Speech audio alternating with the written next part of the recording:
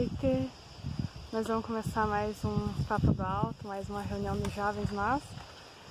Vocês devem estar pensando por que é eu que estou falando aqui no começo, mas antes dessa nossa mudança aí de rotina por causa do coronavírus, a gente tinha decidido, junto com os jovens da UNP, que em cada reunião de jovens, um jovem ia começar esse momento fazendo uma reflexão, falando alguma coisa. Então hoje vai ser eu que vou falar algumas coisas para vocês, mas no próximo sábado vai ser outro, no próximo outro. E até quando nós voltar a ter nossas reuniões todos juntos na igreja ou na casa de alguém, também vai ser algum jovem que vai estar fazendo essa reflexão no início da nossa reunião. Então hoje o que eu queria falar para vocês é sobre as leituras que eu estava fazendo durante esses últimos dias. Eu li na semana passada sobre quando Jesus está falando que está chegando perto da hora que ele vai morrer na cruz, e ele fala ali naquela situação do lava-pés, na ceia.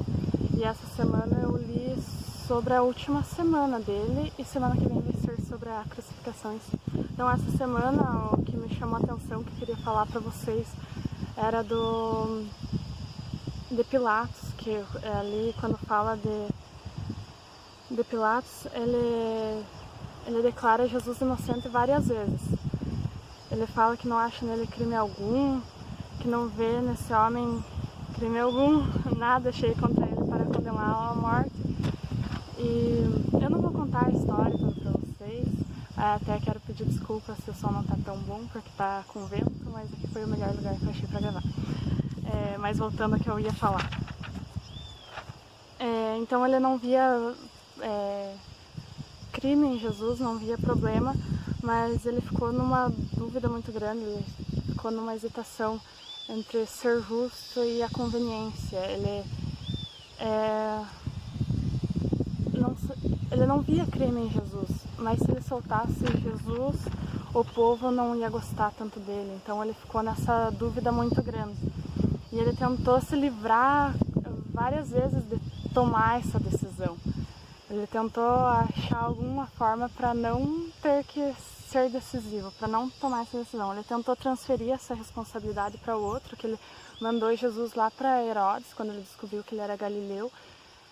E Herodes era da Galileia, daí ele mandou para lá e Herodes mandou de volta. Ele tentou fazer a coisa certa, mas com a motivação errada. Ele tentou soltar Jesus, mas não porque Jesus era justo, era por causa de um costume que eles tinham na Páscoa de liberar algum preso para ter tipo uma atitude de misericórdia. Então ele tentou soltar Jesus por causa disso, não porque seria justo soltar Jesus, porque Jesus não tinha crime.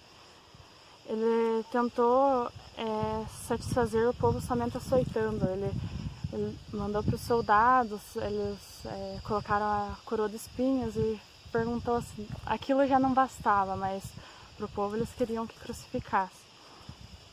E depois, mesmo quando ele ordenou então que fosse crucificado, decidiu que ia ser crucificado, ele lavou as mãos na tentativa de evitar o comprometimento. Fazendo essa leitura, assim, não como uma análise histórica do que isso resultou para nós, eu percebi que a gente sempre está tomando decisão, e sempre as decisões que a gente toma sempre tem dois lados e são difíceis pra gente. Sempre vão implicar em alguma coisa. E a gente fica nessa dúvida, às vezes entre o que é justo e o que é conveniente, mas às vezes até no que é justo, o que é justo. Por isso que a gente tem que conhecer a justiça, né? Conhecer a Bíblia, que vai falar sobre o que é justiça.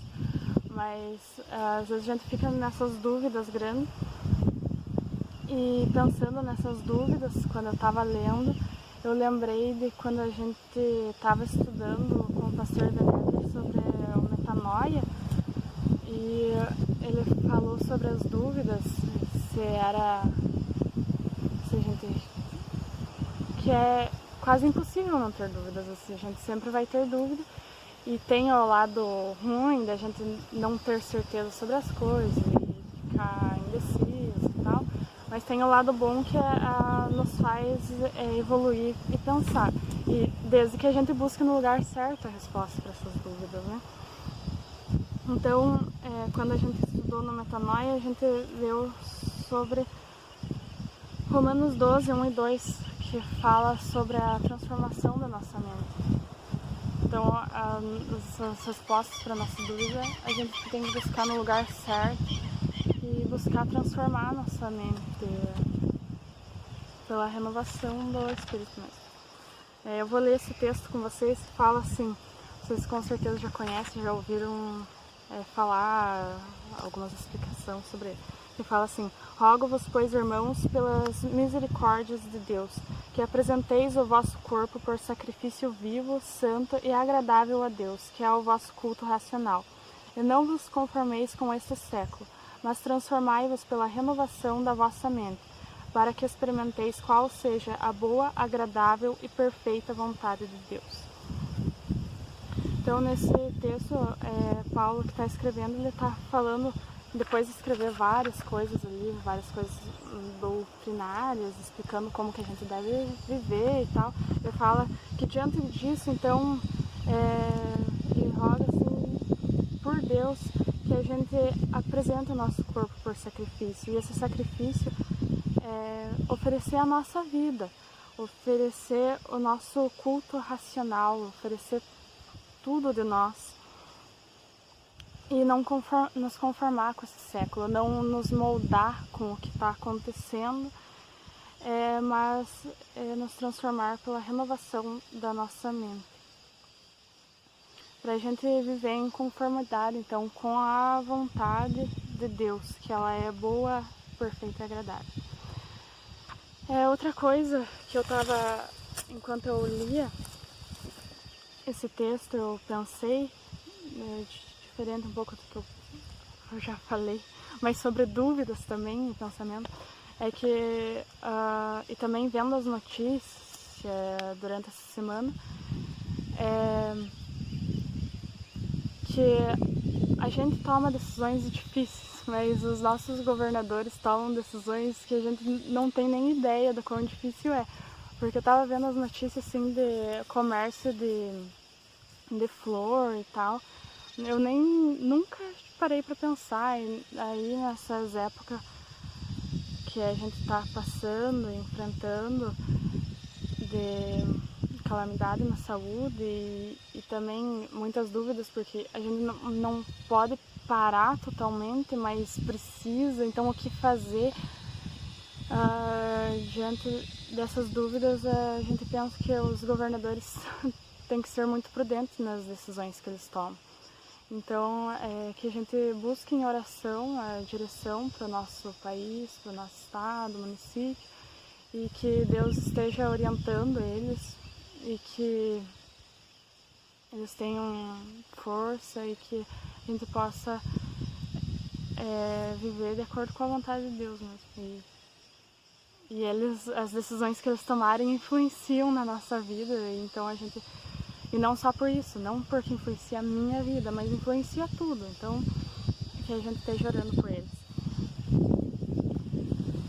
E outra observação sobre esse texto, que eu acredito que seja mais importante, assim, porque eu fiz uma observação retirando do contexto ali histórico, não do que aquela história influencia na nossa vida, porque Jesus ia morrer e o que Jesus fez na cruz era necessário, e Jesus sabia disso, e Jesus sabia disso, tanto que na narrativa de João, quando Jesus está falando com Pilatos, ele fala assim, que nenhuma autoridade teria sobre mim se de cima não te fosse dada. Então que Pilatos, a decisão que Pilatos tomasse, ele não teria influência sobre Jesus se Deus não tivesse permitido. Então era uma coisa que iria acontecer de qualquer forma. Porque era o propósito que Jesus veio, foi para nos livrar da morte eterna, para nos dar a vida. E em Atos também, Pedro, quando ele faz um sermão, ele fala que, sendo este entregue pelo determinado desígnio e providência de Deus, vós o mataste, crucificando-o por mãos iníquas. Então ele coloca a responsabilidade em Deus e nas pessoas, mas não que as pessoas fizeram tudo, mas que Deus permitiu, porque fazia parte do propósito de Deus. Então isso, naquele contexto, nos deu a esperança da vida eterna. E hoje, nessa análise que eu estou fazendo, que me corrija se eu estiver errada, é a interpretação que eu tive,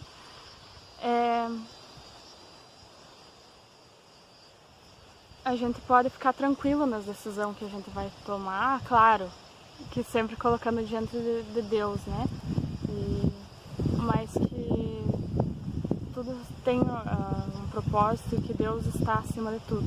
E por isso, por Deus estar acima de tudo, é que nós temos que nos alinhar à vontade dele, e fazendo isso orando, buscando na palavra, né? Que é o que fala ali no texto de Romanos, que nós tínhamos lido, que fala sobre nos transformar pela renovação da nossa mente, para que experimentemos qual seja a boa e agradável e perfeita vontade de Deus. Então era isso que eu queria falar para vocês. Eu espero que eu tenha sido clara, que vocês tenham entendido, mas que foi algumas coisas que me falaram durante essa semana, que eu estive pensando enquanto eu lia a palavra de Deus e o devocional que eu estou seguindo. E eu queria orar com vocês agora, daí depois o pastor vai falar alguma coisa. Senhor Deus, eu te agradeço pela tua bondade, te agradeço porque o Senhor é bom conosco, te agradeço porque agora sim, mesmo longe uns dos outros, nós podemos ter a certeza de que estamos unidos, porque a tua igreja, Senhor, está onde ela está. Nós somos a tua igreja, Senhor. E que mesmo assim distante nós possamos viver em união, Senhor, e possamos buscar sempre viver de acordo com a tua vontade, Senhor. E aproveito também a pedir pelos nossos governadores, pelo nosso presidente, Senhor, que eles estejam sendo prudentes, que saibam comunicar, que sejam sábios, Senhor, no que forem fazer, nas decisões que forem tomar. E acima de tudo, Senhor, nós sabemos que o Senhor é o Rei dos Reis, o Senhor está acima de qualquer governo e que nada passa desapercebido aos teus olhos, Senhor. Te peço que isso nos traga paz a cada dia, Senhor, e também te peço que o Senhor esteja sempre renovando em nós a esperança do dia em que estaremos contigo juntos no céu. Sabemos que a tua companhia não foge de nós aqui na terra, mas esperamos por um dia que nós teremos uma comunhão plena contigo, Senhor. Eu oro em nome de Jesus. Amém.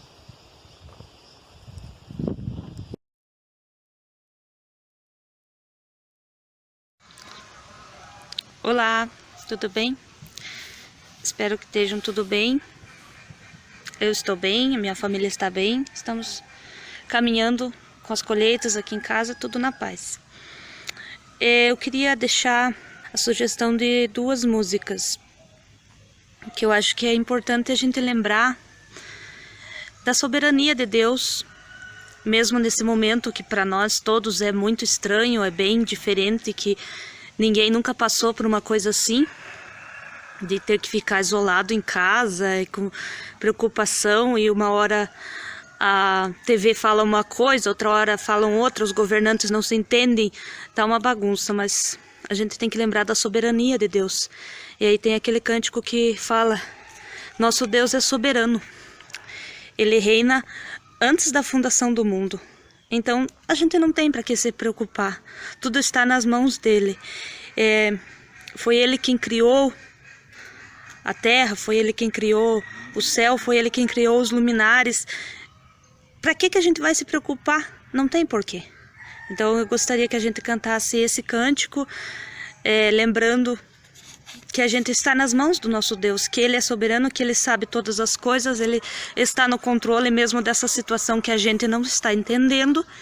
Ele sabe perfeitamente para que mandou essa situação. E é um momento de que todo mundo está assim, buscando mais a Deus, todo mundo está se colocando mais em família, conversando mais com a sua própria família sobre temas que muitas vezes com a correria do dia a dia não dá, ninguém tem tempo. Então agora todo mundo está tendo um tempo para perceber o que realmente importa na vida, né? Então esse cântico que fala nosso Deus é soberano.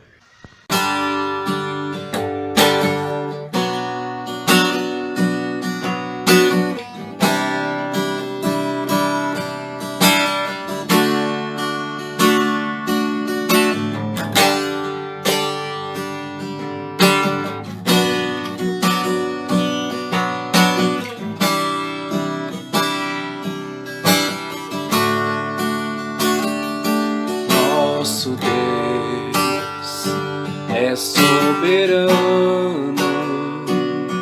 Ele reina antes da fundação do mundo. Nosso Deus é soberano, Ele reina antes da fundação do mundo. A terra era sem forma e vazia, e o Espírito do nosso Deus se movia sobre a face das águas. Foi Ele quem criou o céu dos céus, fez separação das águas e da terra seca.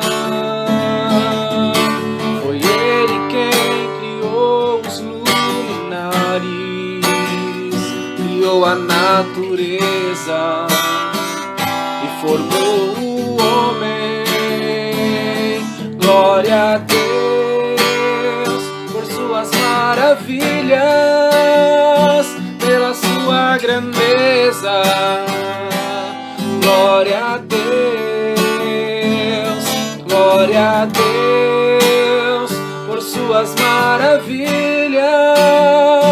pela sua grandeza. Glória a Deus, glória a Deus.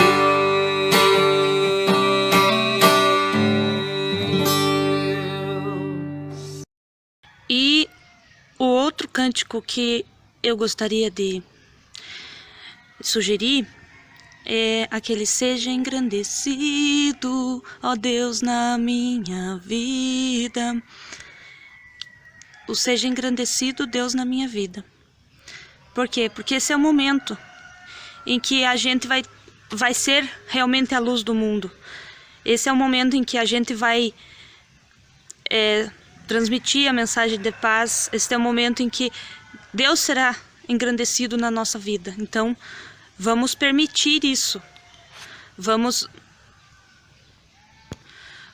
confiar realmente que Deus é a nossa rocha, que Ele é a nossa segurança, que nele nós não temos por que temer.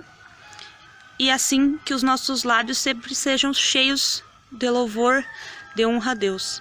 Os nossos lábios e também os nossos dedinhos, como fala o pastor Sandro, nos tops às vezes.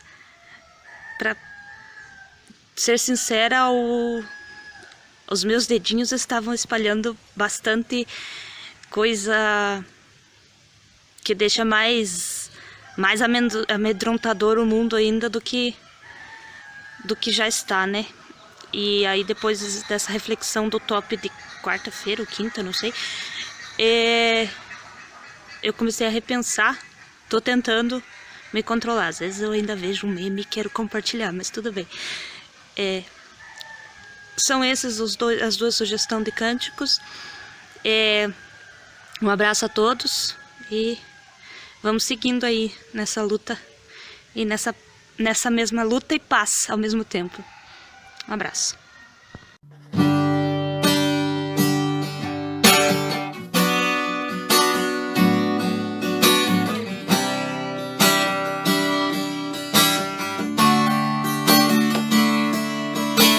Seja engrandecido, ó Deus da minha vida, Tu és o Deus da minha salvação.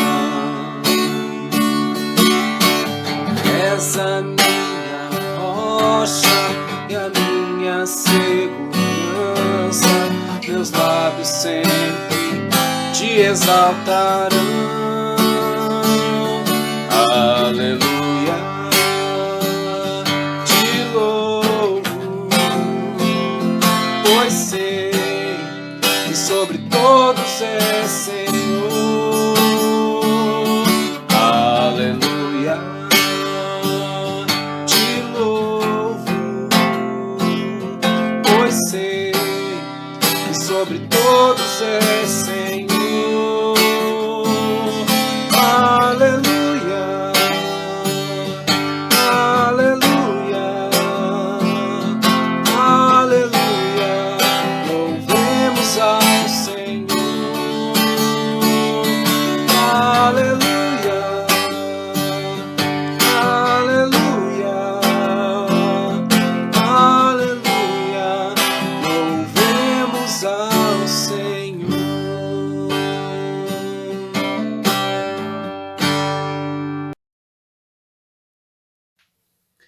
Olá, você que acompanha esta programação, bem-vindo ao nosso Papo do Alto online, nesse formato aí pelas redes sociais, nesse período de quarentena, nesse período de isolamento por causa do Covid-19. Mas nem por isso a gente deixa de buscar a Deus e meditar na sua palavra, né? Nós já oramos, já cantamos louvores ao Senhor e nesse momento nós queremos meditar na palavra de Deus. Eu convido você a meditar comigo no texto bíblico de 1 Samuel, capítulo 7, primeiro livro de Samuel, capítulo 7, e nós estaremos lendo do versículo 1 até o versículo 4. Então peço que você acompanhe comigo esta leitura da palavra de Deus que estaremos fazendo neste momento.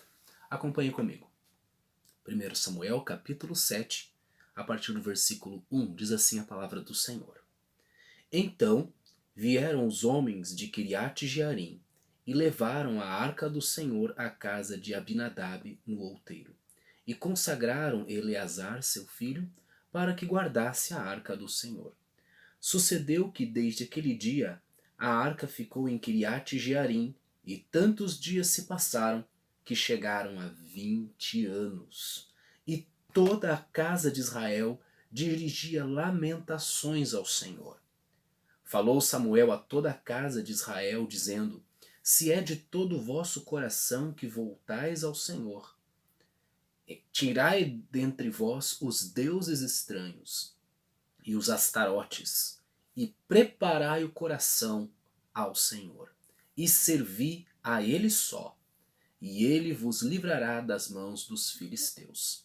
Então os filhos de Israel tiraram dentre si os Baalins, os astarotes, e serviram só ao Senhor. Vamos fazer uma oração? Senhor nosso Deus, oramos a Ti neste momento agradecendo pela Tua palavra e pedimos que ela fale ao nosso coração, nos mostrando a Tua vontade para as nossas vidas hoje e sempre, em nome de Jesus. Muito bem, nesse texto nós vimos um trecho da história do povo de Israel no Antigo Testamento. Esse texto mostra um momento muito interessante em que a Arca da Aliança ela é trazida novamente para o território de Israel, para o território de Judá, para uma cidade chamada Quiriate-Jearim. Se nós voltarmos às páginas na Bíblia, nos capítulos anteriores de 1 Samuel, nós vamos ver que esta Arca da Aliança havia sido roubada em uma batalha pelos inimigos dos israelitas, um povo chamado filisteus. Nessa batalha, os filisteus levaram a Arca da Aliança, tirando ela das mãos dos israelitas, né, e levando para a sua terra. Mas qual é a importância dessa Arca da Aliança? Lá nos livros da lei, nos livros de Êxodo, nos livros de Deuteronômio principalmente, são estabelecidos os elementos do culto, da adoração a Deus do povo de Israel do Antigo Testamento. E a Arca da Aliança era um desses objetos sagrados que faziam parte do tabernáculo e mais tarde do Templo de Jerusalém. A Arca da Aliança era uma caixa de madeira de mais ou menos uns 60 centímetros de comprimento, e esta caixa de madeira ela era folhada a ouro, e dentro dela havia as 2 tábuas da lei contendo os 10 mandamentos dados por Deus, havia uma porção de maná e havia também a vara, o cajado de Arão que floresceu, representando que a linhagem de Arão seria a linhagem sacerdotal reconhecida por Deus, autorizada por Deus, que Arão e a sua família seriam para sempre os representantes entre Deus e os homens, claro, na perspectiva do Antigo Testamento, né? O sacerdócio de Arão. Então a Arca da Aliança, dentro do contexto da Bíblia, principalmente no Antigo Testamento, ela representa a presença de Deus, ela representa a lei de Deus, ela representa a conexão com Deus. A Arca da Aliança ficava sempre no lugar mais sagrado da tenda, do tabernáculo, no lugar chamado Santo dos Santos, e somente o sumo sacerdote poderia entrar na presença dela para oferecer o sacrifício de substituição do pecado, de perdão dos pecados. E este sacrifício, o sangue deste sacrifício, ele era espirrado, aspergido sobre a tampa da Arca da Aliança, chamada de propiciatório, que representava então que a partir daquele momento Deus estaria perdoando o seu povo de todos os seus pecados mediante o sacrifício do Cordeiro.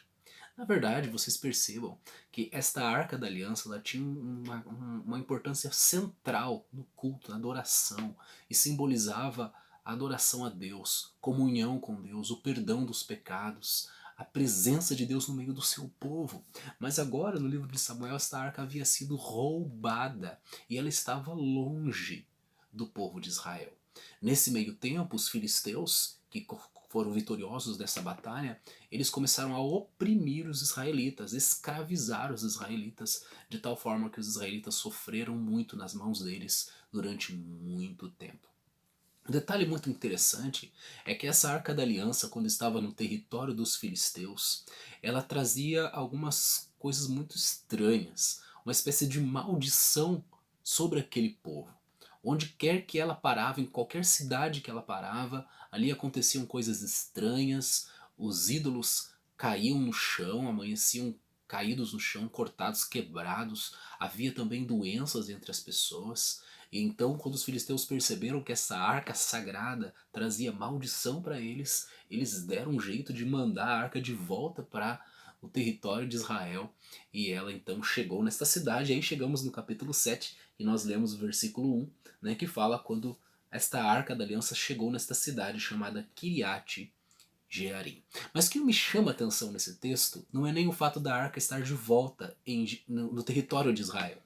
Veja comigo, o que me chama a atenção nesse texto é o que está no versículo 2. O texto diz que desde aquele dia a arca ficou naquela cidade e tantos dias se passaram que chegaram a 20 anos. 20 anos se passaram. E mesmo com a arca ali no território de Israel, o povo não se lembrava da Arca da Aliança e muito menos da aliança com Deus. O texto diz que passaram-se 20 anos e o povo de Israel dirigia lamentações ao Senhor. Agora pense comigo, se a Arca da Aliança era algo tão sagrado e tão importante para a vida religiosa, para a comunhão, para o culto, para a adoração dos israelitas, se essa arca ficou tantos anos esquecida lá naquela cidade, como será que estava o relacionamento dessas pessoas com Deus? Como será que estava a comunhão do povo de Israel com Deus? Como vimos, o povo de Israel ficou então muitos anos longe dessa comunhão com Deus, e a opressão dos filisteus fazia com que eles clamassem ao Senhor. Nós passamos por muitas situações em nossa vida, E às vezes somos tentados também a abandonar a nossa comunhão com Deus, a abandonar o culto, a abandonar a adoração. Eu sei que nesse momento, claro, precisamos ficar em casa, as igrejas precisam ficar fechadas por um tempo, questão da aglomeração de pessoas, não é disso que nós estamos falando. A igreja somos nós, a igreja não é o templo, mas nós precisamos continuar sendo igreja e buscando a Deus em todas as circunstâncias, em todos os momentos, e quando houver sim oportunidade, precisamos retomar a comunhão, precisamos congregar, porque esta é a vontade do Senhor. Agora vamos congregar assim, online, mas quando Deus permitir, vamos novamente nos reunir. Ou será que vamos nos acostumar a não ir na igreja, vamos nos acostumar a assistir o culto quando eu quero, a hora que eu quiser, eu faço o meu horário? Será que vamos fazer assim como o povo de Israel, que passou tantos anos longe da comunhão com Deus? Bom, algumas atitudes aqui do povo de Israel podem ser muito interessantes para a gente repensar nossa vida também. Observe que o povo de Israel clamava, levantava lamentações ao Senhor. Esse é o primeiro ponto que eu gostaria de trabalhar aqui. Quando as dificuldades surgem, a primeira coisa que a gente deve fazer é clamar ao Senhor. O nosso lamento, nossa oração, nosso clamor, nossa súplica deve ser sempre ao Senhor. Os governantes fazem a sua parte, os médicos fazem a sua parte, nós fazemos a nossa parte. Mas somente o Senhor é aquele que pode ouvir o nosso clamor e as nossas súplicas. E então vem a contrapartida. O povo clama a Deus, então o profeta Samuel reúne o povo e diz assim: veja, se é de todo o coração que voltais ao Senhor. Precisamos voltar ao Senhor de todo o coração. Não podemos buscar ao Senhor só em alguns momentos, ou só com uma parte da nossa vida, ou só quando estamos lá na igreja, lá no templo, ou só quando estamos em epidemia ou pandemia. Temos que buscar a Deus de todo o coração. E assim, nós devemos entender esse texto, devemos entender a palavra do Senhor, devemos entender esse momento que estamos vivendo, como um momento em que talvez a Arca da Aliança tenha sido tirada de nós, talvez um momento em que o vírus esteja nos separando uns dos outros ou nos distanciando da casa do Senhor, do lugar onde nós costumamos congregar, costumamos adorar a Deus. Ou, pelo contrário, talvez essa situação esteja te trazendo de volta para a Arca da Aliança, de volta para a presença de Deus, fazendo você sentir saudades da presença do Senhor. E que realmente nós possamos buscar a Deus de todo o coração, tirando do nosso coração tudo que não pertence ao Senhor, e como prioridade nas nossas vidas.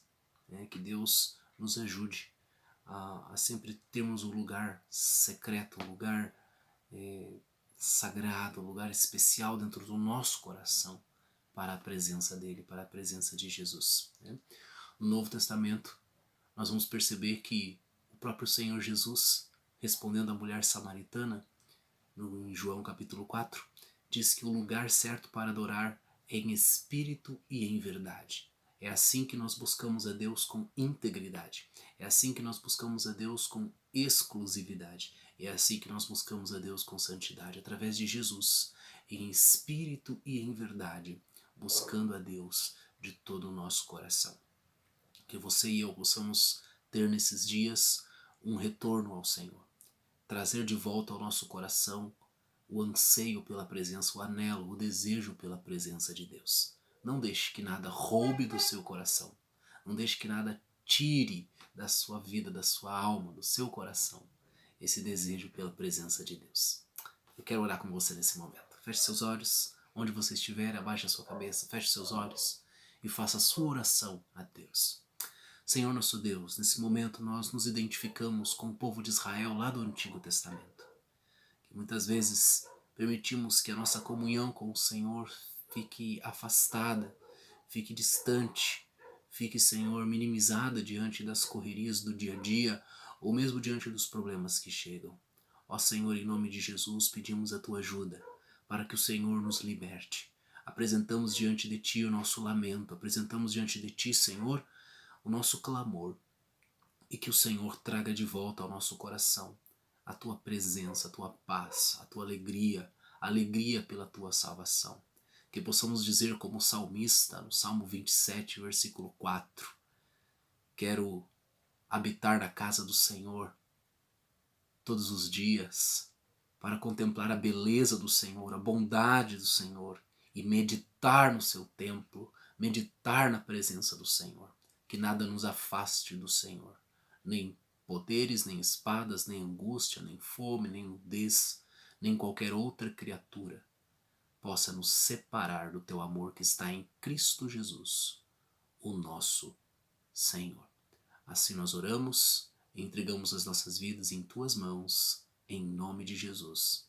Amém. E nesse sentido eu gostaria de cantar essa canção com você. Quem pode nos separar do amor de Deus que está em Jesus Cristo, nosso Senhor? Será que é a epidemia? Será que é a pandemia? Será que é Covid-19? Será que é o isolamento social? Será que são as igrejas fechadas? Será que são as ruas vazias? Ou será que é a agitação? Ou será que é o estresse? Ou será que é a correria, o trabalho excessivo? O que pode nos separar do amor de Deus?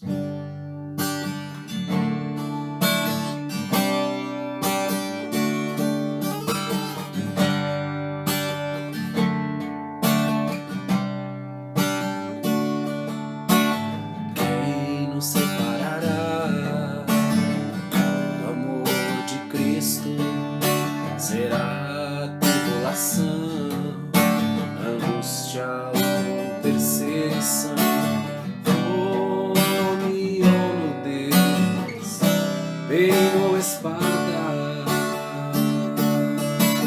Quem nos separará do amor de Cristo?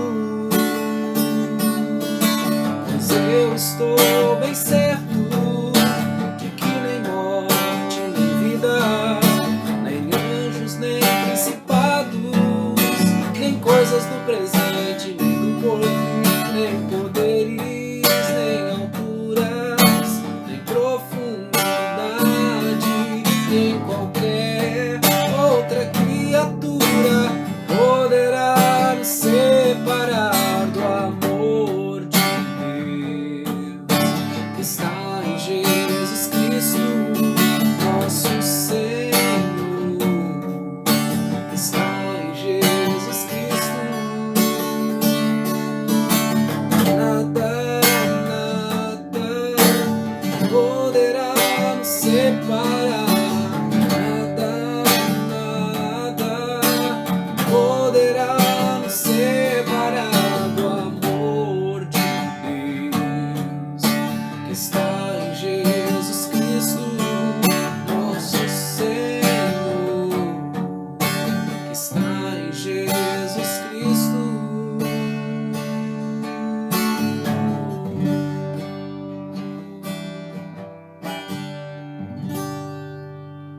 Amém? Com essas palavras eu quero me despedir de você neste vídeo e desejar que você seja ricamente abençoado por Deus. Quero também pedir para que você se inscreva no canal da igreja e curta, compartilhe os vídeos para que mais pessoas possam ser alcançadas com essa mensagem da salvação. Também gostaria de pedir que você coloque aqui seu comentário, sua opinião, para que a gente possa interagir através também deste canal, através também desta plataforma, para que assim a gente também possa crescer na fé e abençoar uns aos outros com a palavra do Senhor. Eu me despeço aqui, que Deus te abençoe.